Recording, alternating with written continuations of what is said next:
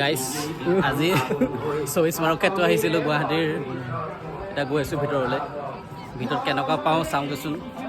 আমাৰ লগত আহিছিলে খুদে আছে, বিমান, মই এইপিনে লয়িং আছে। মানে ছাইডত ফুল লগাই দিছে, দেখি ভাল লাগিছে একদম গোটেই লাইনকৈ আছে। এতিয়া পাইছোঁহি আৰু। এই শ্বহীদ স্মাৰক ক্ষেত্ৰভাগ আছে গুৱাহাটীৰ পশ্চিম বৰাগাঁৱত।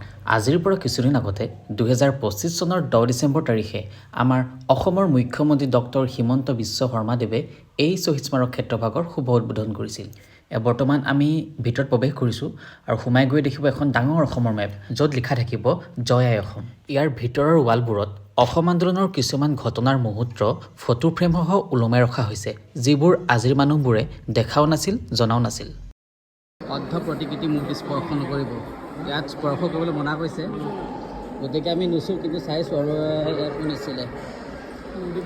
1979 চনৰ পৰা 1985 চনৰ ভিতৰত হোৱা ঐতিহাসিক অসম আন্দোলনত আত্মবলিদান দিয়া প্ৰায় 860গৰাকী শ্বহীদৰ ত্যাগক স্মৰণ কৰি নিৰ্মাণ কৰা এক স্মৃতিসৌধ। প্ৰায় 170 কোটি টকাৰে 150 বিঘাৰো অধিক ভূমিজুৰি নিৰ্মিত এই প্ৰকল্পটোত এটা বিশাল শ্বহীদ স্তম্ভ আৰু এটা শ্বহীদ প্ৰণাম মূৰ্তি আছে। ওপৰত কি আছে নাজানো নহয়, একেবাৰে ওপৰলৈ উঠিব নোৱাৰিব। যিমান দূৰ পাৰোঁ গৈ আছোঁ গাইজ।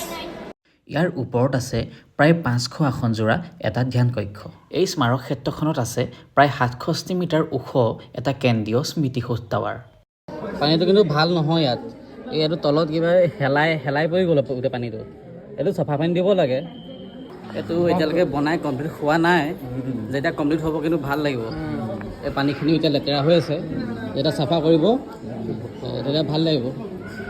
আৰু এয়া ইয়াৰ ৰাইট চাইডে এণ্ট্ৰি পইণ্ট আৰু লেফ্ট চাইডে এক্সিট পইণ্ট, আৰু মাজতে আছে ৱাটাৰ ফাউণ্টেইন। আৰু এইটো এতিয়া বৰ্তমান বন্ধ হৈ আছে। গাইজ এইখিনিতে গান বাজি আছে। আমি ক'ত আছে বক্স বিচাৰি ফুৰিছোঁ, কিন্তু বক্সটো ক'ত আছে চাব দেই। এইটো ফুলৰ মাজত বক্সটো সোমাই আছে।